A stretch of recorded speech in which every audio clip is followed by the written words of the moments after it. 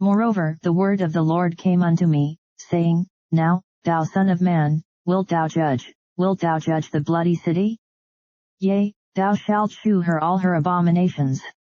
Then say thou, Thus saith the Lord God, the city sheddeth blood in the midst of it, that her time may come, and makes idols against herself to defile herself.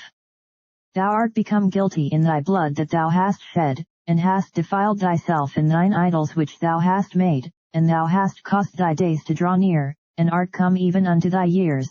Therefore have I made thee a reproach unto the heathen, and a mocking to all countries.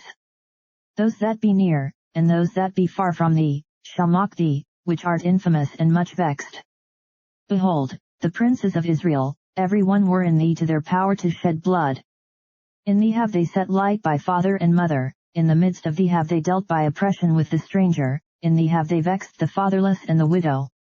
Thou hast despised mine holy things, and hast profaned my Sabbaths.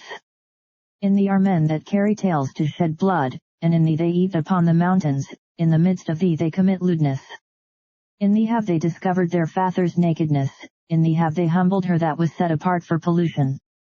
And one hath committed abomination with his neighbor's wife, and another hath lewdly defiled his daughter-in-law, and another in thee hath humbled his sister, his father's daughter.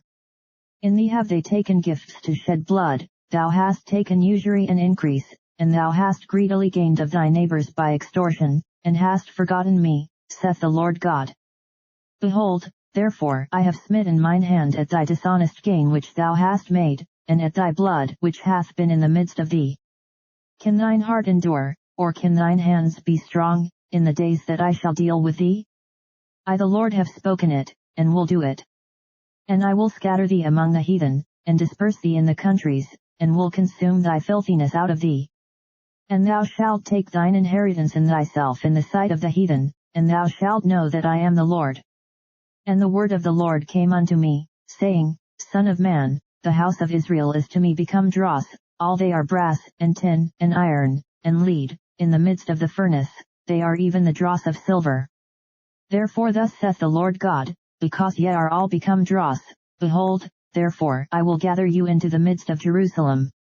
As they gather silver, and brass, and iron, and lead, and tin, into the midst of the furnace, to blow the fire upon it, to melt it, so will I gather you in mine anger and in my fury, and I will leave you there, and melt you. Yea, I will gather you, and blow upon you in the fire of my wrath, and ye shall be melted in the midst thereof. As silver is melted in the midst of the furnace, so shall ye be melted in the midst thereof, and ye shall know that I the Lord have poured out my fury upon you.